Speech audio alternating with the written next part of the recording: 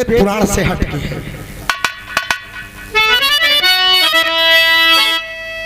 राम का नाम दिल से लिया जब नहीं, अरे कंठी माला झुलाने से क्या फायदा। राम के रंग में मन को रंगा जब नहीं, अरे खाक जोगिया रंगाने से क्या फायदा। तन को धोया नहीं मन को मैला किया, रोज गंगा नहाने से क्या फायदा।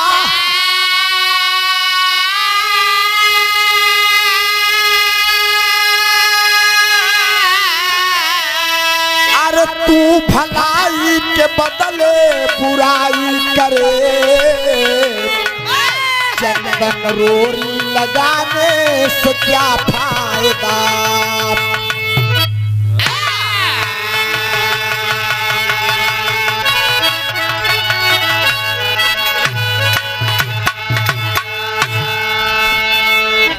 राम का नाम दिल से लिया जब नहीं, कंठी माला झुलाने से क्या फायदा।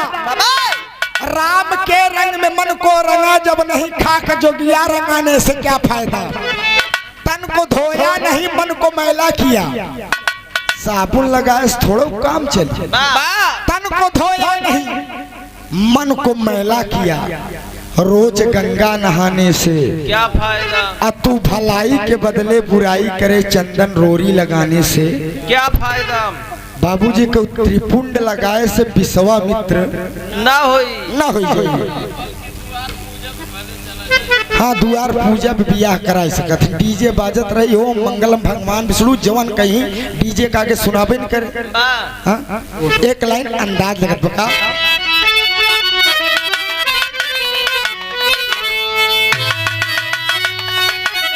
एकदम सही प्रिंसिपल साहब। इस गीत को बिरहा सम्राट हैदर अली जुगनू जी के परम शिष्य स्वर्गीय जनाब हफीज चंचल साहब गाया करते थे। कैसे? कहना है क्या,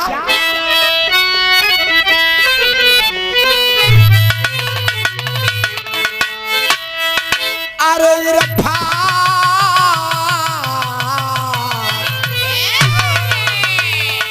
अरे इरफान के जो दिल न मिलेगी, इरफान के जो दिल के नगीरे में मिलेगी,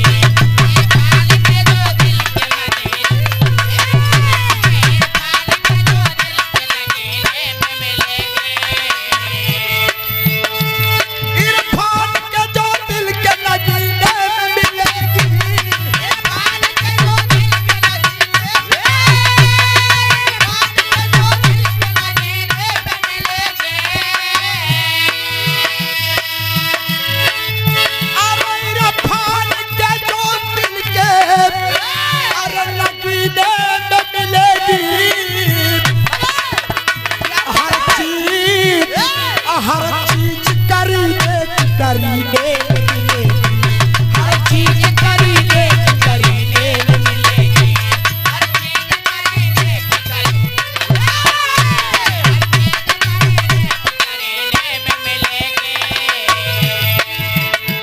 इरफान के जो दिल के नगीने में मिलेगी, हर चीज करीने की करीने में मिलेगी, मक्के में मिलेगी न मदीने में मिलेगी,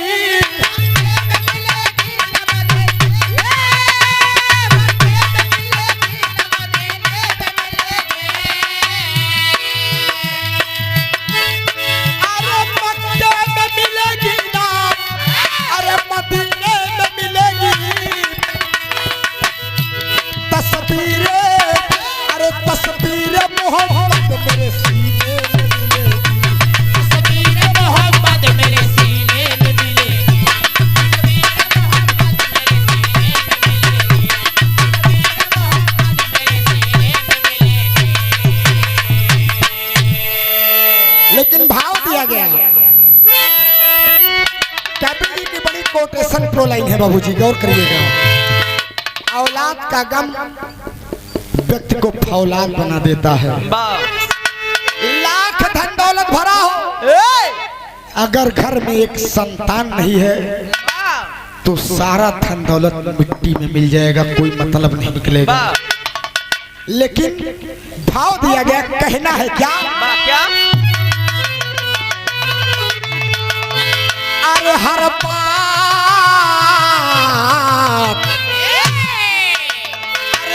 बात व्यर्थ होती है औकात से बढ़कर, हर बात व्यर्थ होती है औकात से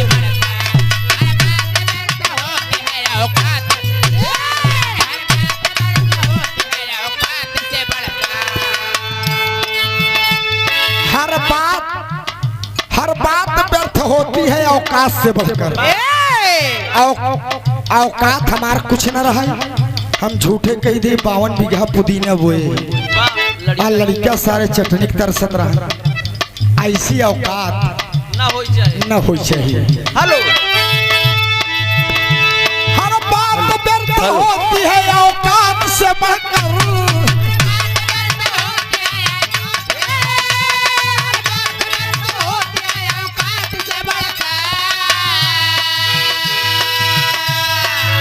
एक लाइन और बोले चलते ही।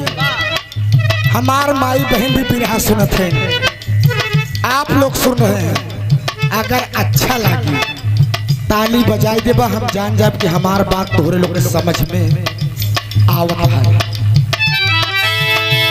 अरे हर बात व्यर्थ होती है, अरे औकात से बढ़कर, अरे कुछ भी नहीं, अरे कुछ भी नहीं संसार में औलाद से बढ़कर, कुछ भी नहीं संसार में औलाद से बढ़कर।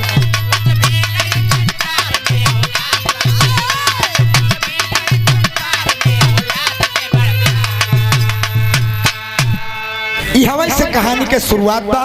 कहानी किस समय की है, कैसी और किस जगह मोड़ ले रही, कहना है।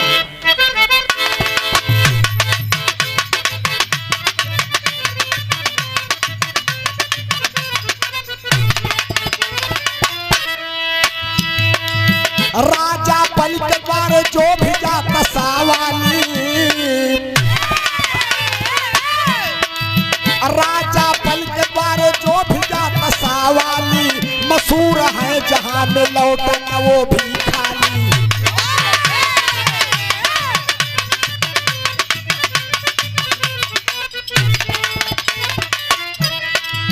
बलि ने कहा कि तमन्ना मैं पुराऊंगा, पुराऊंगा, नजर में अपने मीना बाजार लगवाऊंगा।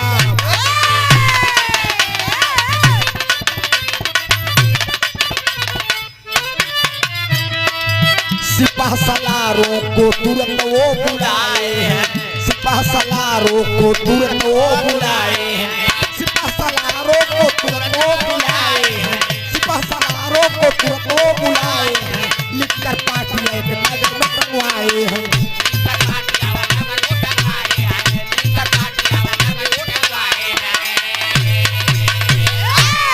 ए पंचो, कहानी को समझ ले, बात समझने में आसान हो जाएगी। दानियों में दानी राजा बलि, जो भी उनके दरवाजे पर जाता है वह कभी खाली हाथ वापस नहीं आता। एक दिन राजा सिंहासन पर बैठे, सोचने लगे यार मेरी प्रजा पूरी खुशहाल है और हमारे राज दरबार में कई चीज की कमी। अगर हमारे राज दरबार में मीना बाजार लगे लागत तो जवन लोग दूसरे दरबार में जाए के सौदा ले थी, हमारे यहाँ सौदा ले ले और हमार मान सम्मान बढ़ जाए। मंत्रियन के बुलाएं, कहन ऐसा है एक पार्टिया लिख तैयार करा। पार्टिया मतलब बाबू जैसे पोस्टर बैनर, जैसे खीधर लगी पंपलेट कहन लगाई तो पूरे राज दरबार में कि कल से राजा बलि के दरबार में मीना बाजार लगे और ओमा लिखवाई दे कि जवन व्यापारी सौदा लेके ही जेकर बिचाई जाई ठीक है, वाह आ जेकर ना बिचाई संझा की राजा उचित दाम दे कुछ सौदवा खरीद ले। पोस्टर बैनर लग गया। एक होशियार बुढ़वा रहा गांव में, बाबूजी एकदम 2-4 महीना में वो दुनिया छोड़ दे, मरणासन की स्थिति में रहा, खटिया पोलरा रहा, खटिया पोलरा रहा। अपने चारों बेटौनन बोला कैसे बेटा अरे मुन्ना इधर आओ, चारों बोल चाल ना हो यार बाबू, बोल चाल ना हो। चारों लड़कियों को बुलाया, किसान बुढ़वा काहे हिया आवे। चारों लड़कियों कहने यार बाबू मरद की दा और आपसे बोला बेते में बोला। चारों लड़कियों कहने यार मरे वाला है, उनका दिमाग काम नहीं करत बा, चला सुना जाए काहे बरे बुलावत है। चारों लड़कियों कहन हाँ बाबू बतावा। कहन बेटवा अब हम बहुत जल्दी मर जाब। कहन बाबू ऐसी बात न करा, आप हमार पिता है, हमका पैदा करा, धरती पे ले आया पैदा करा बाबू। बोला बात का है। कहन बेटवा मर जाब, बड़ी गरीबी झेला तू लोग, बड़ी गरीबी झेला। कहन तऊ कहन कल से राजा बलि के दरबार में मीना बाजार लगे। कहन तऊ बाबू। कहन बेटवा जब हम मर जाब हमार लसिया बोरा में भरा और राजा का बजरिया में जाए के बेचे। चारों लड़कियों कहन बाबू तू पगलाई गया है का यार, कहन के मुर्दा खरीदे पगला ना तू। कहन है चुप पहले हमारी बात सुन। कहन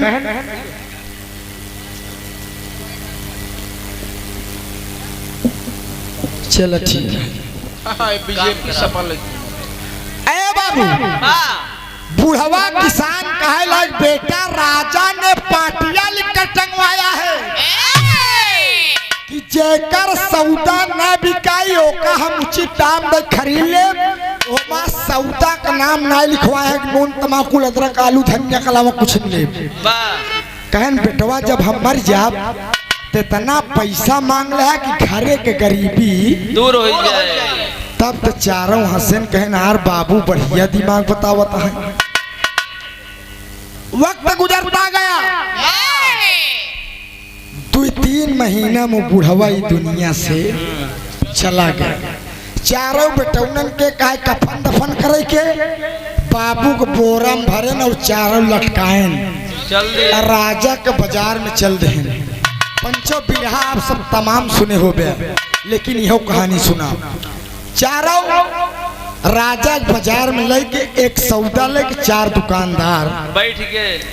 तमाम लोग आवत है, अदरक के बेचत के, आलू बेचत के, मसाला बेचत, सबके बिकात पे नहान के सौदा नहीं बिकात पे, क्यों मुर्दा खरीदी नहीं। तो हमरे इलाहाबाद प्रयागराज खाटी धुन लगा हमरे दादा राम थारवली।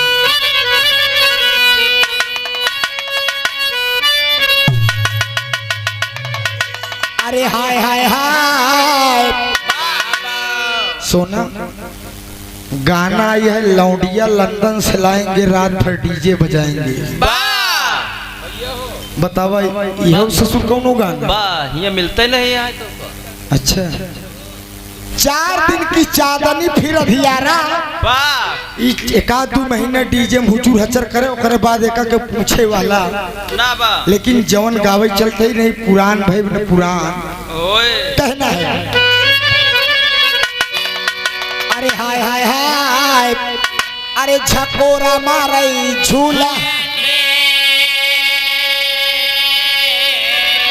अरे झकोरा मारई झूलनी उहई साड़ी लहरा हो, झकोरा मारई झूलनी साड़ी लहरा हो, झकोरा मारई झूलनी साड़ी लहरा हो,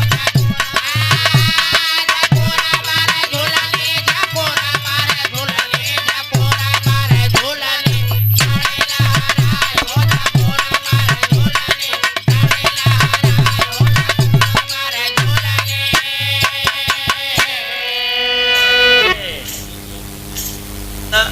लेकिन भाव दिया गया अरे बिकाई आइल मुर्दा, अरे बिकाई आइल मुर्दा, राजा कई बाजरिया बिकाई आइल मुर्दा।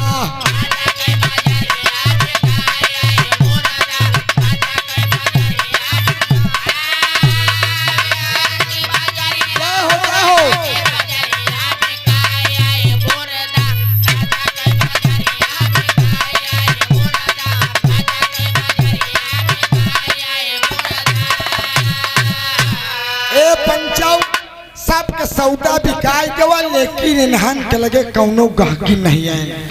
रात हो गई, अब मंत्री दौड़त दौड़त आए, कहे राजा ने कहा है कि जेकर सौदा न बिकाई हम उचित दाम दे सौदा खरीद ले। मंत्री वह पहुंचा, कहे भाई साहब, ए भाई साहब आप सब का लेके आए जो नहीं बिचा? कहन भाई साहब सौदा हमारा बहुत भारी है। कहन आप बस का बात नहीं, कह रहे मैं राजा का मंत्री हूँ, दिखाओ मुझे।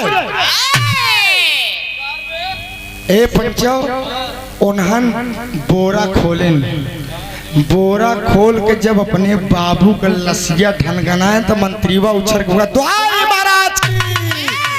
अरे बाप रे बाप, का भाई साहब का भा बे तुनहन मनई है कि एकदम बेवकूफा। कहन का बा? कहन की मुर्दा बेची है क्यों मुर्दा खरीदी? चारों कहने मंत्रीवा तुहार राजा पाटिया लिख टेगवान जेकर सौदा न बिकाई हम उचित दाम दे खरीद ले। हमारे सौदा का नाम नहीं लिखवा रहे, यह हमारा सौदा है, एका खरीदा। मंत्रीवा सोचे सरे बाप रे बाप हम लोग तो फंस गए। मंत्रीवा दौड़त दौड़त गवा राजा बलि के पास, कहा दुहाई महाराज की। कहन कहन महाराज, महाराज एक सौदा बाजार में बड़ा खतरनाक है। कहन क्या खतरनाक है? कहन महाराज चला। राजा बलि चल दिए बाबूजी, पहुंचे तो चारों ही बोरा में भर के अपने बाबू के लाश बैठा रहा पंचो। इतने राजा बलि आए गए। कहन भाई साहब का सौदा बा? का सौदा बा? कहते दिखावा ना। जब बोरा से अपने बाबू का लाश फिर सरकायन, अरे बाप रे बाप, राजा बलि कहन नालायकों, अपने पिता की लाश लेकर बेचने आए हो? राजन लाश हो चाहे जवन हो, लेकिन आप कहे आ कि जेकर सौदा न बिचाई हम उचित दाम दे खरीद ले। कहन तनी तब तो राजा कहन यार हम तो फंस गए, अब सौदा ले पड़ी चाहे ओकर कीमत हो चाहे। कहन भाई साहब एकर दमो बताओ। चारों आपस में कनवा फुसफुसाने कहन यार इतना दाम चला मांग लेवा जाए कि जिंदगी भर के गरीबी दूर हो जाए। कहना है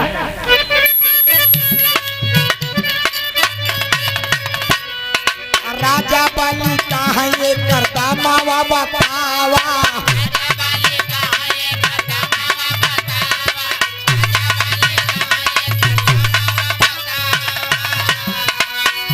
अरे 20,000 स्वर्ण मुद्रा कीमत चुकावा।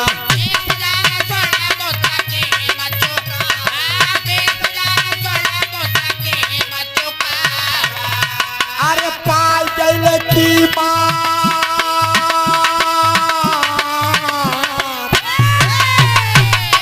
पाई गईले कीमत, चारों धैले डगरिया बिकाई आइल मुर्दा, राजा कई बाजरिया। अरे बार प्यारा करो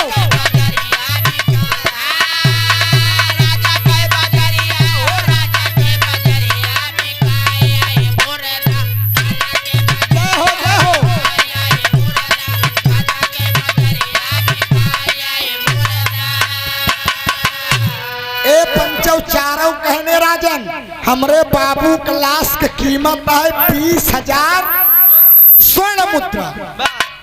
राजा सोचे अगर ऐसे बाजार में 2-4 गहकी आई जाए दुकानदार तो हमार खजाना खत्म। मंत्री का आदेश दें, कहन जा 20,000 सोने की मुद्रा ले आवा और इन्हान के दे जाए मुर्दा के लेके चला। मंत्री गवा खजाना से बाबूजी 20,000 सोने की मुद्रा ले आए। गिनेश चारों 5-5 हजार सोने की मुद्रा बांट लेहन 5 चौक।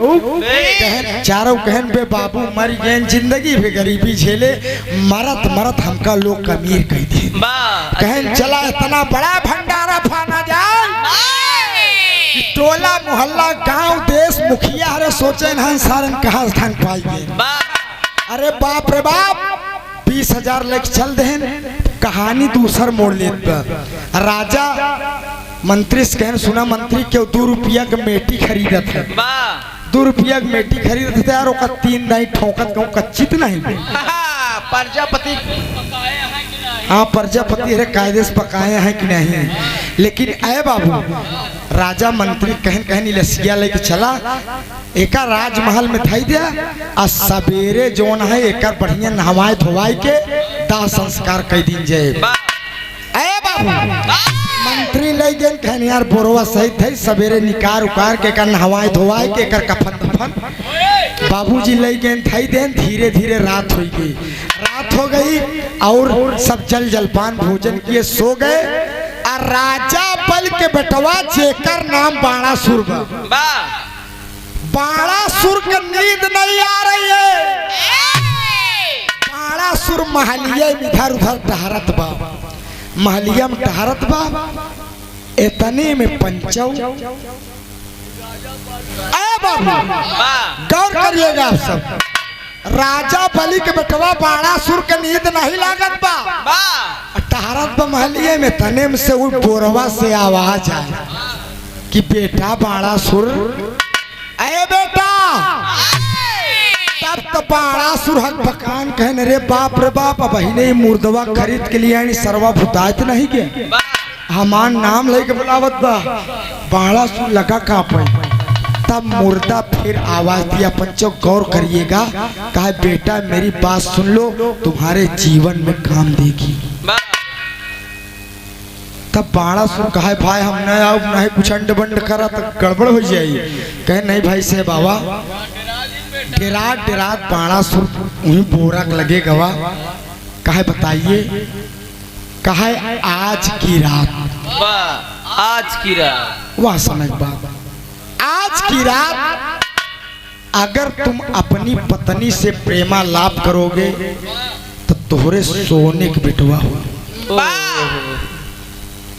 बाणासुर सोचे से यार ये मुर्दा कहत एक पता नहीं कहाँ से आवाज आवत कहत आज प्रेमा लाभ करबे तो सोने के बिटवा होई। कहा भाई बात तो ठीक कहा था लेकिन दुल्हनिया हमरे घरे बा कहन तब कहन दुल्हनिया हमार अपने नैहरे में बा तेरी के लाइन लगत मास्टर समझ देखते हुए अरे राम ललनवा कैसे सोने का होई बाणासुर का हाथ बा जब हमारे पत्नी से मुलाकात न हो सोने के लिए क्या होई कहाँ से। अरे राम ललनवा कैसे सोने का होई अरे नारी घर नहीं बाणासुर सोचे मनवा ललनवा कैसे सोने का होई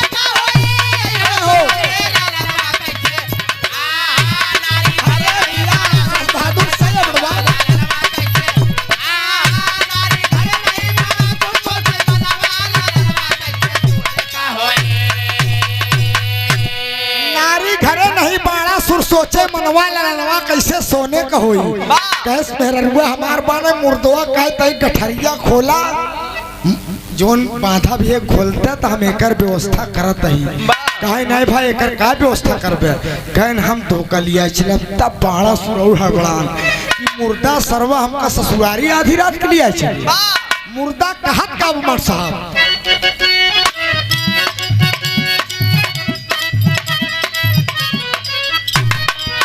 मुर्दा बोला बाणासुर से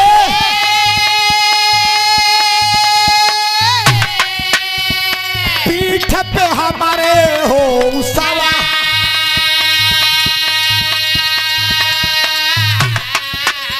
अरे पीठ पे बैठा बाणासुर तब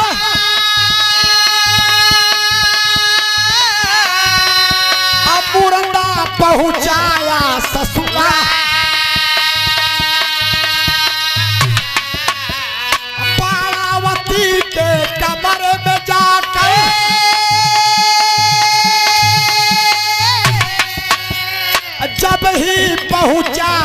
दिलदार।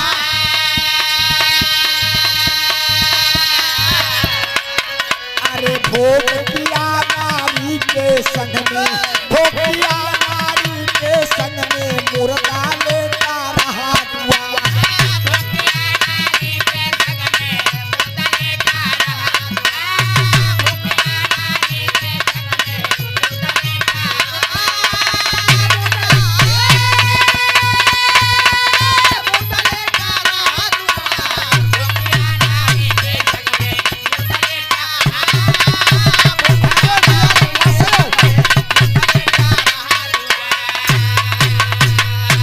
मुर्दवा काहे भाई साहब डेरा न हमरे पिठिया बैठा तो का ससुरारी पहुंचाई दई। ऐसा अवसर आई न अगर तोहार मुलाकात तोहरे मेहरारू से हो जाई तो यहाँ दावा है हमारा सोने का बेटवा होई।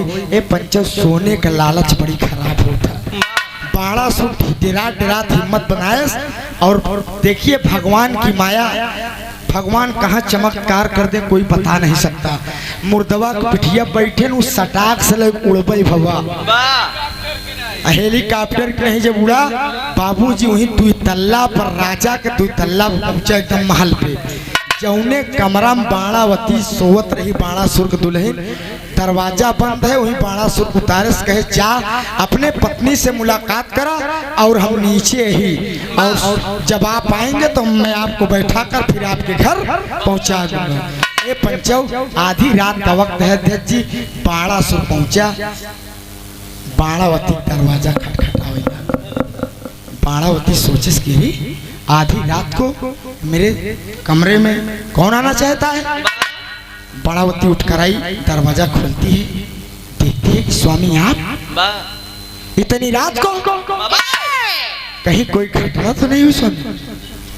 बाणासुर बाणावती को माथे को चूम लेता है, घटना नहीं हुई है। आज मेरे लिए बड़े खुशखबरी की बात है। आधी रात बीत चुकी है, आधी रात का वक्त है। बाबू एक 20,000 स्वर्ण मुद्रा मुर्दा खरीदे महल में धरवाई देन। हमारे नींद नहीं आवत रहे, हम टहरत रहे। वो मुर्दवा बुलास कहे सियावा भाई साहब हम डेराई गए, कहे डेराज नावा कहन तब कहन कहे आज की रात तुम अपनी पत्नी से प्रेमालाप करोगे, सोने की पिटवा होई।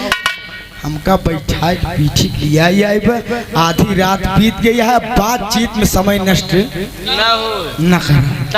अरे बाप रे बाप, कहन मुर्दवा बा कहा, कहन निचवा बा बाबूजी, कहन दोनों प्राणी जल जलपान हुआ। जिस तरीके से पति और पत्नी के बीच में गंगा जल जैसा पवित्र संबंध होता है। बाणासुर प्रेमालाप में लीन हो गया। प्रेमालाप का होले? ये प्रेमालाप तू अपने बाबू से पूछे कि प्रेमालाप का होता। ये प्रतापगढ़ के हैं भाई साहब, इलाहाबाद में आवत है बड़ी गुंडई भी। अरे बाबू सीटी न दे भाई, अब ज्यादा ना बनाओ नहीं और बिगड़ जाइए। कहना है गौर करिएगा आप सब, प्रेमालाप में लीन हो गए। इधर बाणावती के बाबू मंत्री एक थी जाग अपन दिया हुआ जलास कहन देख ले कोनो चोर और तो नहीं आई है। ए पंचो जब कोनो घटना हो रहा था ना तो पहले निगाह हुई जात है। अब मंत्री व चिमनी उमनी ले अपन ठहरैला वही मुर्दवा के लगे पहुंचे। देखे कैसे रे इतनी रात की कौन सरवा मुर्दा फेंक के भाग गया, कोलाहल करने लगा।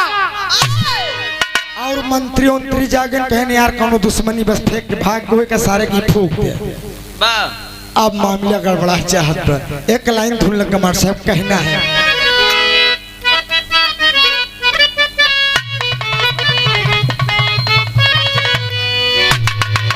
कोनो दुल्हनी के दुल्हा सोना रेलवे में ड्राइवर रहा। अरे बा कहा तहजरू का नाती सतवा वेतन आयोग लागू हो गई, तोहार तनख्वाह बढ़ गई बे।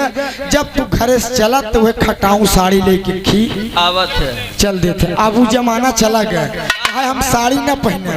कहना है अरे साड़ी अब ना पहनबे राजा, साड़ी अब ना पहनबे राजा, रेलिया के ड्राइवर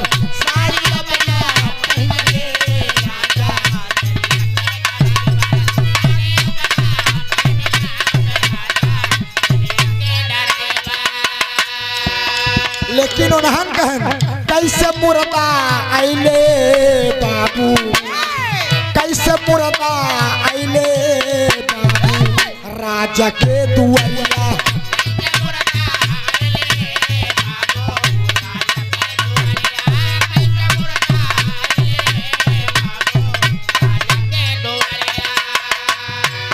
ससुरारी वाले जुट जाई पहले मुर्दा के जलाई। ससुरारी वाले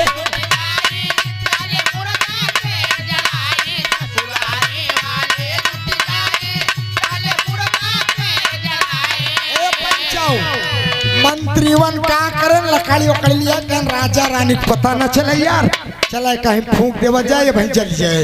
ए पंचौ लकड़ी उकड़ी व्यवस्था करन मुर्दवा का धई के आप जलाई दे। मुर्दा धू धू कह के जलैला और मंत्री उंत्री जितना रहन गहन ओलरन। और इधर धीरे धीरे जब भोरहरिया के बेला भाई बाड़ा सुर सोचे कि हमारे पत्नी से हमार मिलन हो गया, अब चली मुर्दवा पिठिया बैठ के हम घर चला चली। कहना है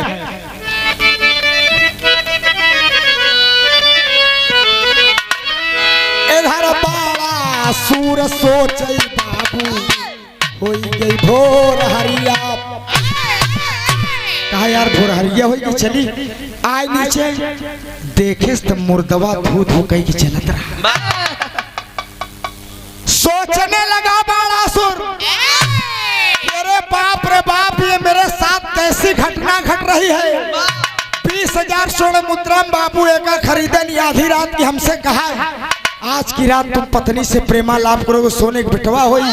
हमका लिया है कि आए हमरे मेहरारू समार मुलाकात भाई काहे भोरहियम तो का घरे पहुंचा दे, लेकिन मैं क्या देख रहा हूँ ये तो धू धू करके चल रहा है। सोचते सोचते बाणासुर का मानसिक संतुलन बिगड़ गया। इतनी घटना अध्यक्ष जी के साथे हो जाए दिमाग होकर फेल पागल हो गया, पैदल ही चल दिया। जब अपने महल पे पहुंचा राजा बल कहने बेटा वहीं आवा। राजा पूछे और का हाल में इतनी सवेरे कहाँ गए थे, और पूछे तो बताओ एंड के बंड। राजा सोचे नहीं यार काल तक सही रही रहती हम कैसे बताऊँ ना हमार पागल हो गया। मंत्री गुलाम कहने ऐसा करा एक पागल खाना बंद करवा, वैद्य डॉक्टर बोलावा ठीक हो जाए, नहीं गांव देश वाले राज दरबार वाले कहीं राजा के बताऊँ ना पागल हो गए। बाबूजी पागल खाने में बंद करा दिए और इधर बाणावती के पेट में बाणासुर का अंश पलने लगा। धीरे धीरे 3-4 महीना बीता, बाणावती के शरीरिया पियराई लाग। ए पंचो जब पियराई लाग तब रानी को पता चला कि मेरी बेटी बाणावती शादी हुई अभी गौना नहीं हुआ, हम लोग कवन मुंह दिखाऊ।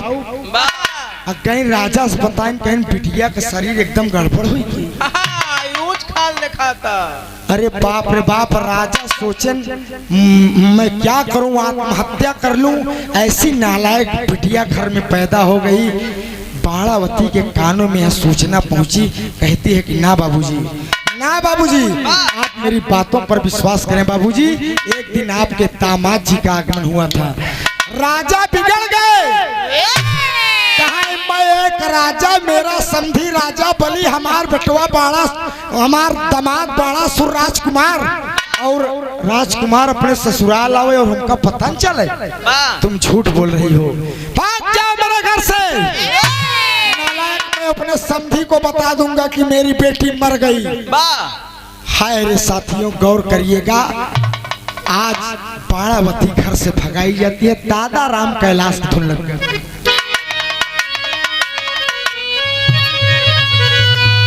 राम कैलाश बिरहा जगत के कुंवर कन्हैया कहे गए।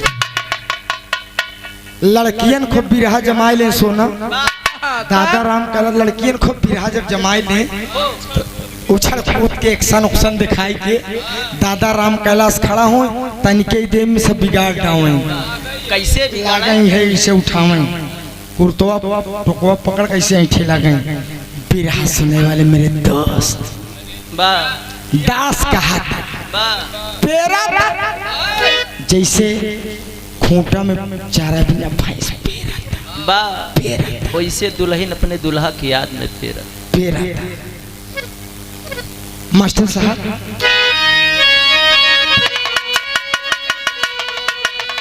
अरे पातारा ही राम जी के, अरे पातारा ही राम जी के, पातर बाका मरिया रामा, पातारा ही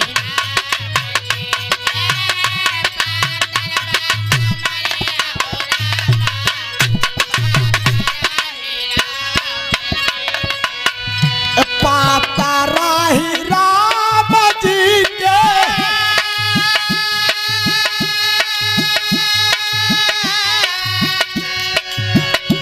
अरे पातारा बाका मरिया रामा,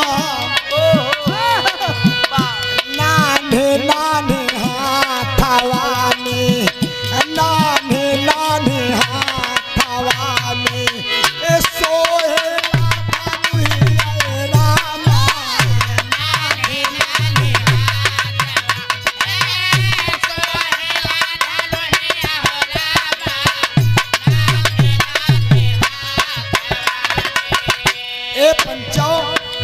राजा अपने बिटिया बाणावती भगाई देन किना लायक, अब मेरे घर से भाग जाओ, तेरा मैं चेहरा नहीं देखना चाहता।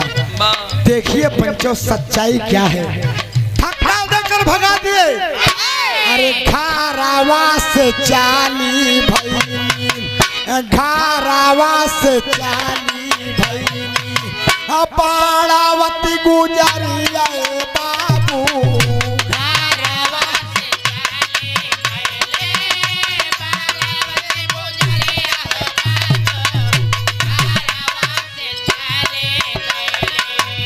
घारावा से चाली भैले,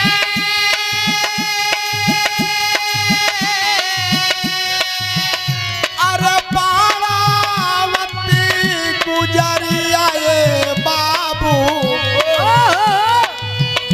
गोड़ावा के भारी रहानी, गोड़ावा के भारी रहानी, पानी गई भिखारिया बाबू,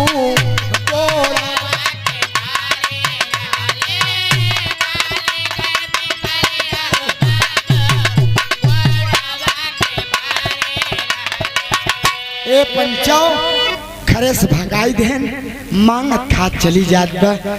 कहती है बाबूजी हमके रोटी दे दे, हमरे बड़ी भूख लगी बा बाबूजी। कोई दे देता है, कोई डांट कर भगा देता है, और चली जात पर रास्तवा में एक सोनार के दुकान रहा है। कहानी फिर ही से मोड़ लेत बा। एक सोनार के दुकान रहा है और दोपहरी तड़प रही थी। सोनारवा बाबूजी गहना बनावत रहा है, बनावत रहा। देखे कहे से यार एक अबला स्त्री पेट में बच्चा है और रोते हुए चली जा रही है। सोनारवा का दया लग गई, बुलाता है कि स्त्री इधर आओ। क्या है बाबूजी, क्या है बाबूजी, काहे लिए बुलाए? तेरे पेट में बच्चा और तू तड़पती दोपहरी में कहाँ चली जा रही है? हम बाबूजी इस दुनिया में मेरा कोई नहीं है, मैं घर से बेघर हो चुकी हूँ। मुझे मेरे बाबूजी मार कर भगा दिए। आए बाबू सोनार के दया आएगी। कहा है हमारे दुल्हनियों के पेटे में बच्चा बा और ये भिखारी जौन जात देहूँ पेटे में बच्चा बा। जैसे घरे मुँह दू रोटी खात बा चले यह दू रोटी खाए, कहाँ जाए? बाबूजी सोनार ले गवा घरे में, कपड़ा बदलवाया, नहलाया धुलाया, सारी व्यवस्था दिया। बाणावती सोनार खिया रहाई लाख पंचो वक्त गुजरता गया। एक दिन दुनिया के मालिक का आसन डोल गया और सोनारिन के भी पेट से एक बेटवा पैदा भा और बाणावती के पेट से एक कई सोनारवा दुकान पर रहा। गांव देश के लोग सूचना देखें कहन महाजन भाई जय राम जी की, जय राम जी की। कहन का भाई साहब, कहन तोहरे घरे डबल खुशी बा। कहन का भैया, कहन जवन भिखारी रहत रही यार वहू के बेटवा पैदा भा और तोहरे दुल्हनियों को बेटवा पैदा भा। सोनरवा दुकान उकान बंद करस बाबूजी पहुंच गया गांव देश में टोला मोहल्ला में 5 मिनट गाना और बचा बा। टोला मोहल्ला में जुटी गांव देश दुल्हनियन औरतियन सब जुटी कहीं अरे बाप रे बाप अब महाजन के डबल खुशी बा कुछ सोहर मंगल चार हो चाहिए। अरे बाप रे बाप लगिन मेहरवन सोहर गावे मास्टर कहना बा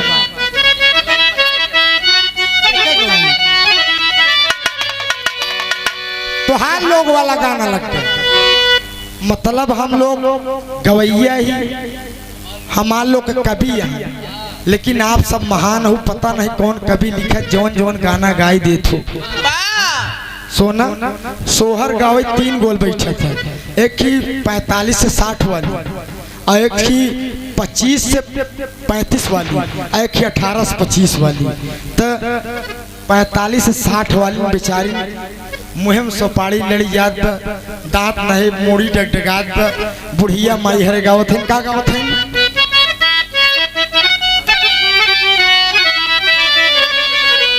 अरे जुटी गई गावा की गोतिनिया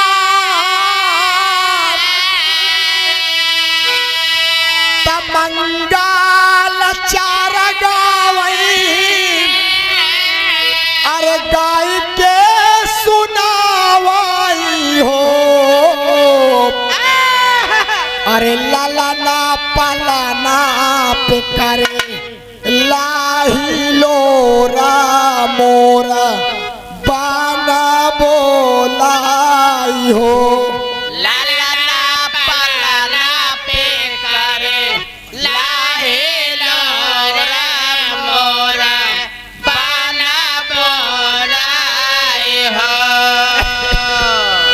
सही कहा था ऐसे खोखी आ जाता तो जौन जवन किन है कहन क्या सोहर गावत हो मुहिम दाता एक कम नहीं चलिए है सोहर गावे कह ले बाबा हम लोग पुरानी है तो ही लोग गावा अब जवन के शुरू करें का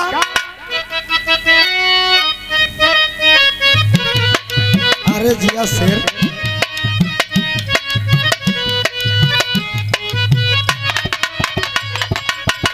मोरी रनिया मोरी रनिया जुगा जुगा हो भावाना वाके भाग जागल हो मोरी रनिया जुगा जुगा हो भावाना वाके भाग जागल हो मोरी रनिया अरे बाग प्रयागराज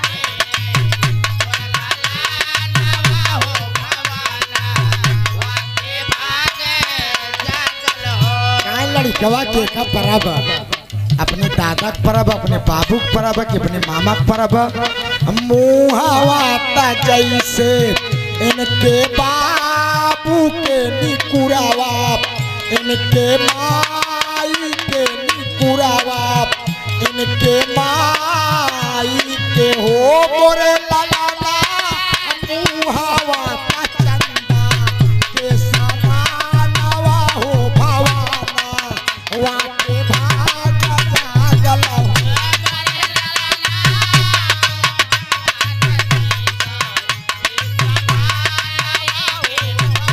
जाओ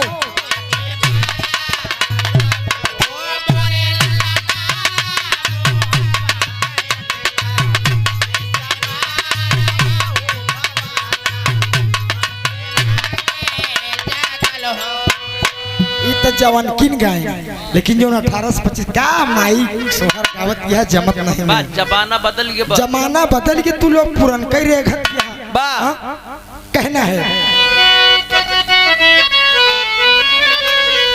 अरे भला जे कार सोना जे करे फटी ने पैर बेवायु का जानई पीर पराई अरे भलाओ जे कर पिराई उहई जानई दूसर कौनो का जानई भला जे करे पिराई उहई जानई दूसर कौनो का जाने भला जे करे पिराई उहई जानई दूसर कौनो का जाने आ सासु न जान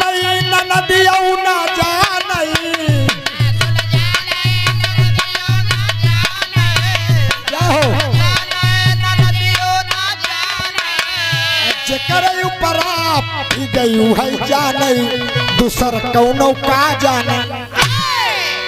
ए बाबू सोहर ओहर भाई तो गांव देश में लड़कियां पैदा हो तो मीजे वाली आवत है। वाह सही कहा नहीं, मीजे वाली आवत है। पंचो मीजे वाली आए जब सोनार के बेटौना के मीजे लाग तो ओकरे शरीर से हमारी तोहरी तरह मैल निकल। वाह आ जब बाड़ावती बेटौना के मीजे लाग, बाड़ावती बेटौना के मीजे लाग तो करे शरीरिया से सोना झरा। तो का काम करे मीजे वाली खूब अपन अचरवा फैलाए के खूब लगे रगड़ रगड़ मीजे।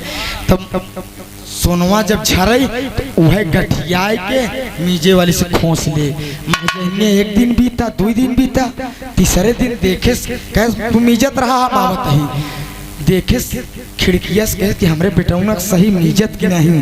अरे बाप रे बाप सोनारी बेटवा जल्दी से तेल उल लगाए के मीज उज के दे देस। अब बाड़ावती बेटौना लगी मन लगाए के मीजे। तब सोनारी बाबूजी खिड़की से झांकत रहे, दौड़ क्या कहे ए मीजे वाली बताओ इन्हें एक चार ज्यादा दे कि हम दे? ये हमारे खिया खुदे 2 टाइम के रोटी पावत बे। वो कितना दे? हमार बेटवा तो का गंधात बा और ओकर बेटवा भिखारिन के महकत बा। तब मीजे वाली कहे देखा नाराज न हो महजाइन, आपसे सही बताई एकरे शरीर से मीजित दे हमारी आप तरह मैं निकल तोरे बेटवा के और भिखारिन के बेटवा के मीजित दे करे शरीर सोना छरा था। तब तो महजैनिया का लालच बस गई।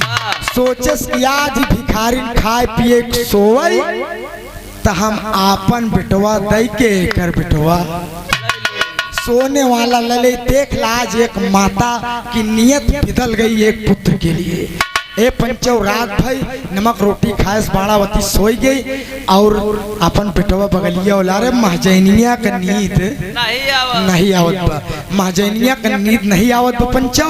अब जब बाड़ावती सोई गई तो महजैनिया गई अपन वाला बेटवा थाई के और सोने वाला बेटवा लेके कमरा में चली आए। खिलावे लग हमार भैया है, हमार लल्लू है, हमार पुलुलुआ है। ई का है? ई प्यार का भाषा। अच्छा ये प्यार का भाषा।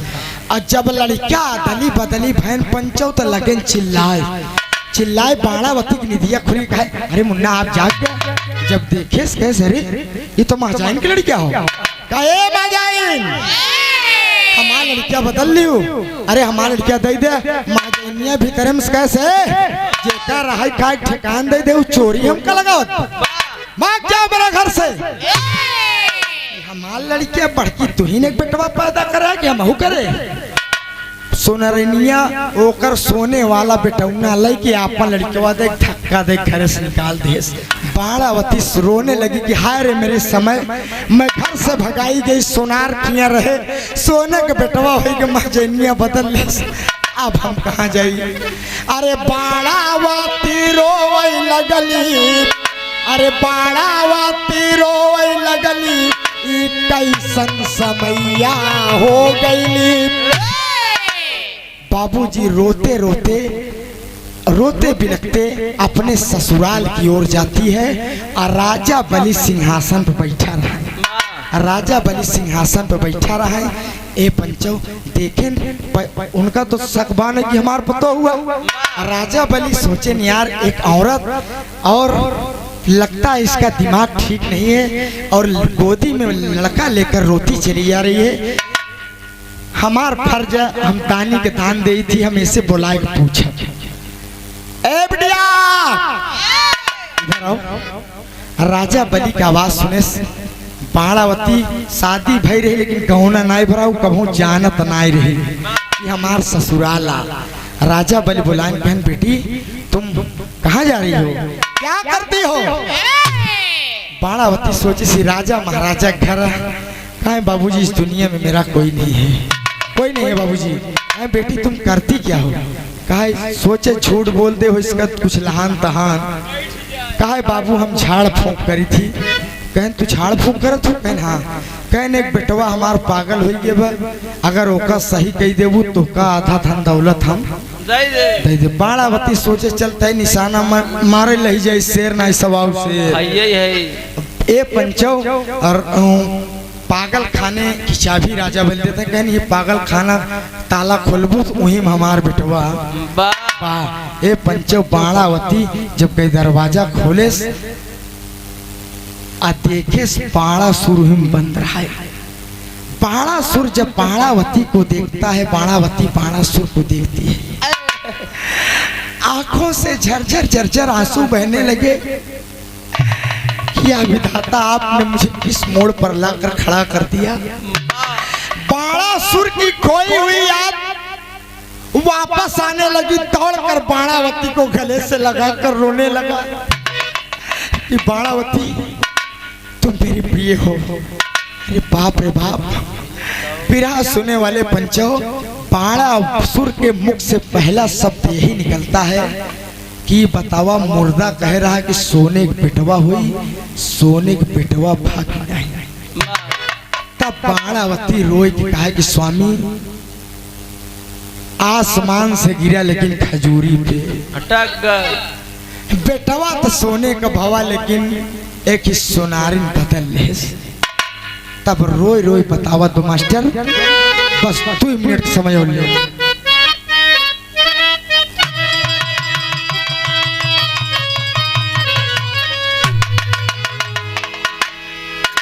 दिल का सोना साज तराना ढूंढेगा, हैदर तेरे जाने के बाद जमाना ढूंढेगा।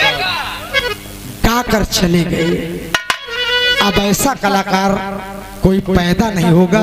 नकल की जा सकती है लेकिन बराबरी नहीं की जा सकती। क्या बात है मां साहब। अरे के करे जा बार बार,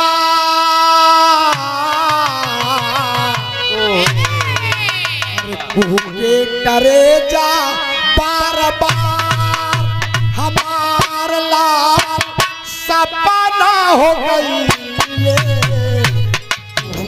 करे जा बार बार हमार लाल सपना हो गई। करे जा बार बार।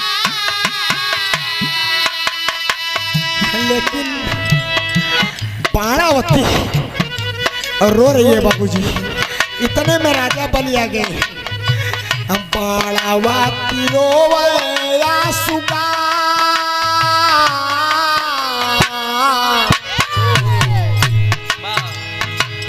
बाणावती रोवे आंसुगार हमार लाल सोनारी बता लाले।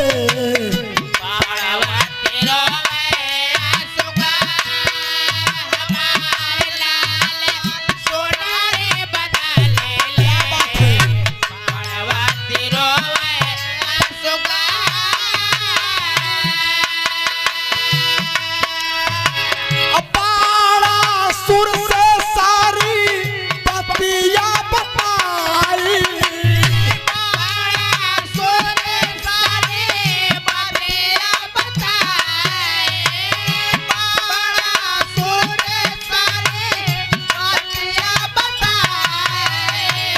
हमारा लाल स्वामी देत्या ना देवाई। क्या बात है। ढूरे ढूरे आंसुआ के ढार,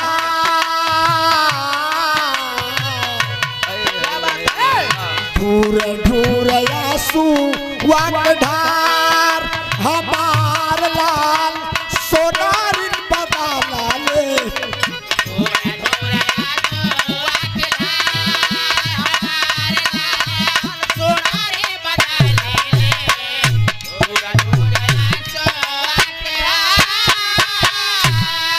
बाप रे बाप, इतने में राजा बलि आ गए। घरे बेटी क्या बात है।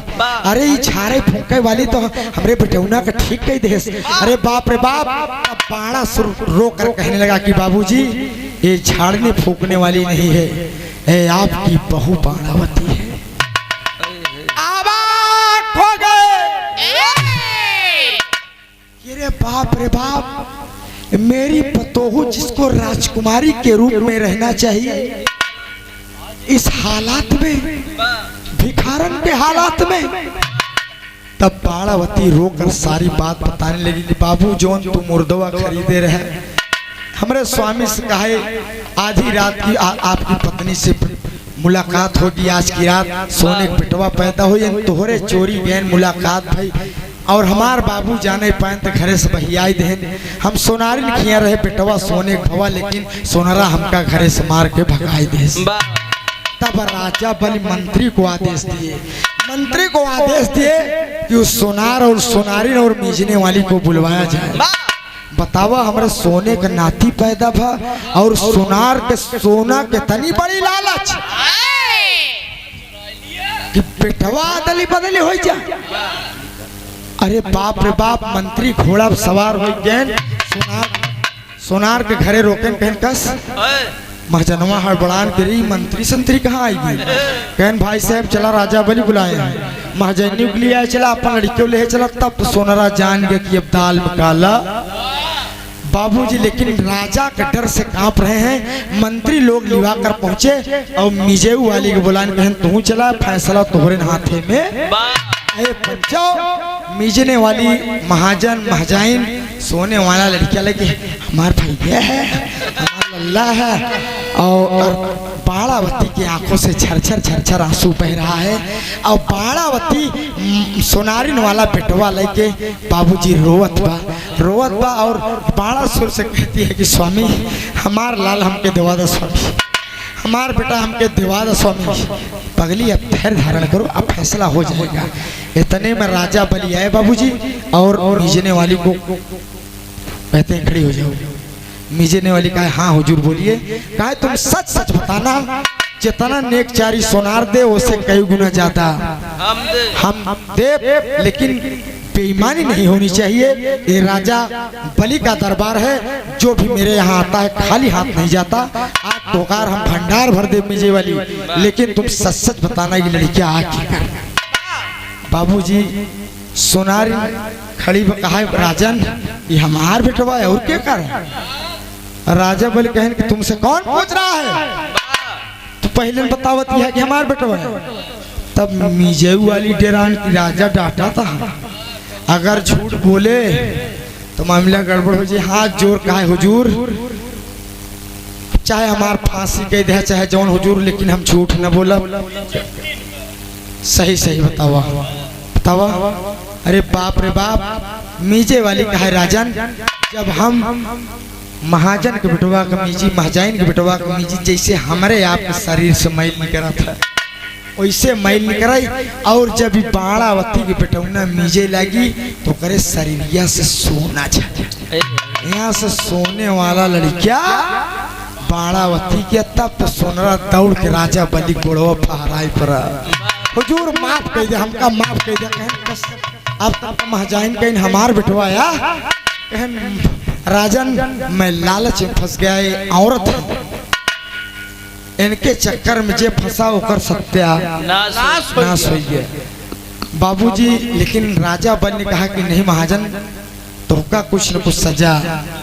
महाजैनिया लड़कियों तो गोड़वा फहराई पड़ी, तो राजा बलि को दया आ गई कि एक नारी होकर मेरा पैर पकड़ रही है, मैं क्षमा करता हूँ, लेकिन आज से ऐसे जिंदगी में कभू गलत काम। सोने वाला लड़किया बाणावती पास और महाजैनिया आपन लड़किया पास खड़ी के लाइन में आखिरी भाव में कहना है,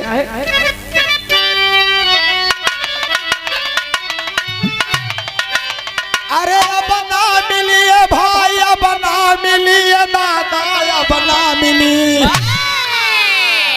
का न मिली। ऑपरेटर साहब पूरा ना माने, माइक का मतलब हम चाहे जौनी कहती घूम बोलते ही आवाज जाए चाहिए, तनिक बगलिया दे तू चला तैयार है आखिरी भाव। अरे पूरा भवाए भैया, पूरा भवाए बाबू, पूरा भवा, अरे राजा बलि के सपना पूरा भवा।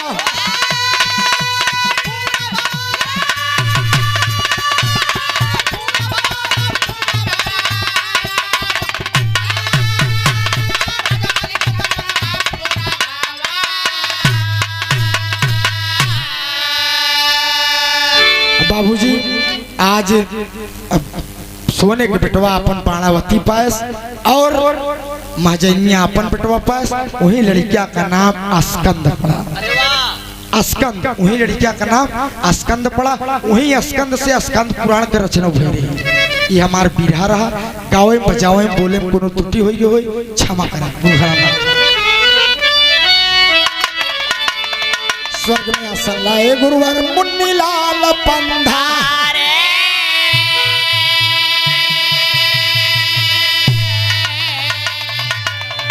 कथन किया कभी फूल चंद्रमा शारद की बलि,